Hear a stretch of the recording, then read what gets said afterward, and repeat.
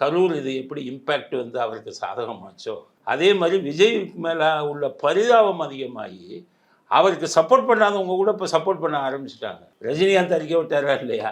ரஜினிகாந்துக்கும் விஜய்க்கும் இந்த பிரச்சனையில் வந்து முரண்பாடு இருக்குது, கட்சி இதுங்க இல்லைன்னு ஒரு பேச்சு இருந்ததில்ல.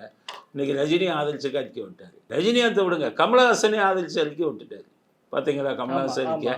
அப்போ கமலஹாசனுக்கு ஒரு சினிமா கலைஞனா அவருக்கு என்ன வருதுன்னா இவங்க மேலே கோபம் வரும். அப்போ அந்த கோபம் ஆதரவாமா இதே இதுதான் எல்லாத்துக்கும். இவங்க எதை கெடுதல்னு பண்ணுறாங்களோ அது அவங்க மேலே பரிதாபத்தை உருவாக்கும். நீங்கள் சொல்கிறபடி பார்த்துட்டாங்க இதை வந்து இதை பார்த்துட்டாங்கன்னா விஜய்க்கு பாப்புலாரிட்டி அது தேவையில்லை.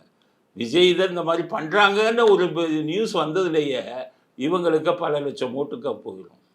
அதுதான் விஜய்க்கு கிடைத்த லாபம். கரூருக்கு முன்னாடி விஜய்க்கு இருந்த செல்வாக்கு வேறு, கரூர் கூட்ட நெரிசலுக்கு அப்புறம் விஜய்க்கு வந்த செல்வாக்கு வேறு. அதே மாதிரி இந்த படத்தை ரிலீஸ் பண்ணிட்டாங்க, இதில் விட்டுட்டாங்கன்னு சொன்னதுக்கப்புறம் இனி அவருடைய வந்து வளர்ச்சி விகிதம், அவருக்கு ஆதரவு விகிதம் வந்து இன்னும் பல மடங்கு அதிகமாகும். இந்த முட்டாள்களுக்கு அது தெரியாமல் அவன் தலையிலே மண்ணவாரி போட்டுக்கிட்டு இருக்கான்.